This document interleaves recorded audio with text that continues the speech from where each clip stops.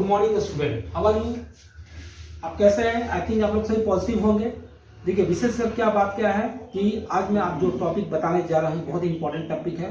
ठीक है, पिछले टॉपिक में आपको मैंने बताया था ग्रुपिंग ऑफ सेल्स, नहीं सेल्स, ग्रुपिंग ऑफ सेल्स, जिसमें कि सीरीज कॉम्बिनेशन था और पैरेलल कॉम्बिनेशन है।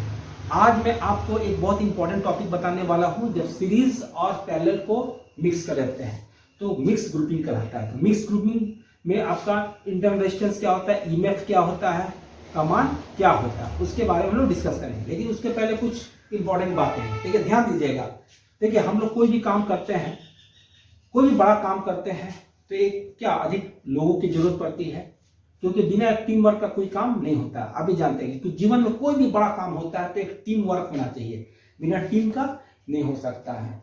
अधिक पावर चाहिए। मान लीजिए आपके पास जितना भी पावर है उस पावर से कोई काम नहीं हो रहा है, लेकिन क्या है कि और अधिक पावर आने के लिए क्या होगा, और लोगों को हम लोग मिलाते हैं, जुड़ते हैं, तब जाके वो काम सक्सेस होता है। उसी तरह मैक्सिमम पावर के लिए क्या है कि सेल्स को हम लोग क्या करते हैं, ग्रुपिंग करते हैं। क्या करते हैं, ग्रुपिंग करते हैं, तो वो मिक्स सेल कहलाता है। ठीक है ना। तो कहने का मतलब क्या है कि जगह अगर हम सेल्स को पैरेलल और सीरीज में जब कन्वर्ट करते हैं तो एक ग्रुपिंग सेल्स होता है। अब ग्रुपिंग सेल्स में जब होने के बाद एक सुपर पावर सेल बन जाता है। क्या बनता है, सुपर पावर सेल। अगर ग्रुपिंग में सेल्स सीरीज और पैरेलल में अगर थोड़ा सा भी त्रुटि रह जाएगा तो पावर तुम्हारा क्या हो जाएगा, नष्ट हो जाएगा।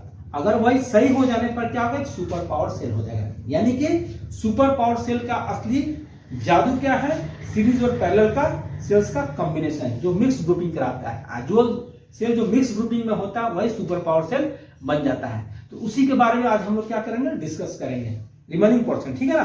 तो आप लोग ध्यान दीजिएगा। चलिए स्टार्ट करते हैं।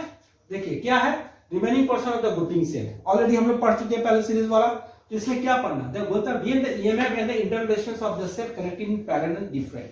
क्या होता है, बोलता है कि EMF and internal resistance of the cell क्या connecting parallel and different, parallel और डिफरेंट। तो क्या कंडीशन होता है, देखिए ये आपका है एक डायग्राम बना है। इसमें क्या करंट I1 I2 I3 है। ठीक है, ये में भी E1 E2 E3 है और रेजिस्टेंस भी क्या R1 R2 R3। ये आपका कनेक्टेड है। क्या है, कनेक्टेड है। ठीक है। अब क्या है कि इसमें आपका करंट का मान क्या होता है, इक्विवेलेंट रेजिस्टेंस का मान क्या है और इंटरनल रेजिस्टेंस का मान क्या होता है, ये आपको दे दिया गया है। ठीक है, दे दिया। करंट का मान क्या होता है, sigma E1 R1 I plus R sigma.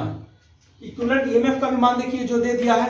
ठीक है, और यहाँ पर आर इक्विवेलेंट का भी मान, इंटरनल रेजिस्टेंस का भी मान दे दिया है। ये कंडीशन का होता है, बोलता है कि when the EMF and internal resistance of the cell parallel में कनेक्ट हो और डिफरेंट कनेक्ट होते हैं, ये करंट इक्विवेलेंट रेजिस्टेंस और इंटरनल रेजिस्टेंस का मान होता है।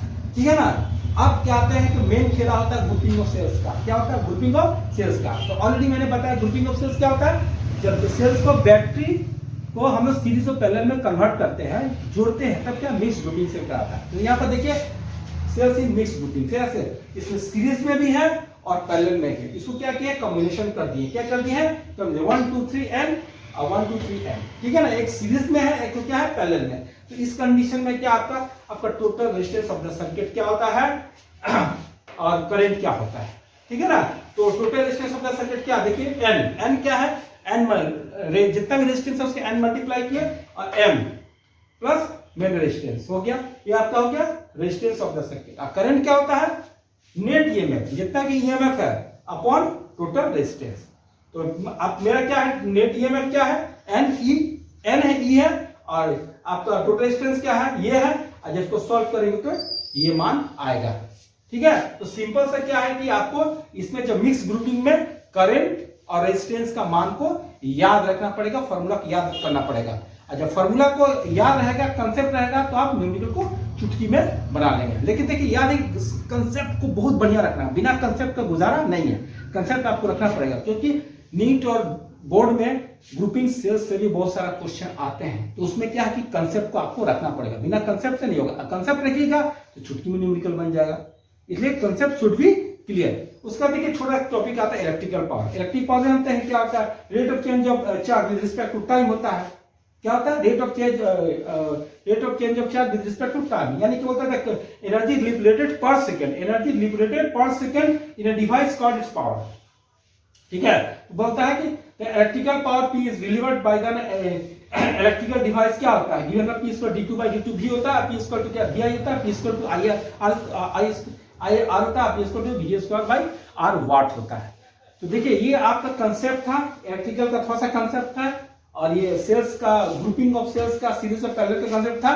तो कंसेप्ट को आप लोग ध्यान से पढ़िए, राइट डाउन कीजिए, उसका तो नेक्स्ट वीडियो में मिलेंगे। नेक्स्ट वीडियो में बहुत ही अच्छा इंपॉर्टेंट टॉपिक है, पोटेंशियोमीटर है, एमीटर है, वोल्टेज है, हीट स्टोनब्रिज है, एप्लीकेशन ऑफ पोटेंशियोमीटर है, उसके बारे में हम डिस्कस करेंगे। वीडियो पसंद है तो लाइक कमेंट शेयर कीजिए, सब्सक्राइब कीजिए, उसमें नेक्स्ट वीडियो में मिलते हैं। Okay, have a nice day, good day, thank you.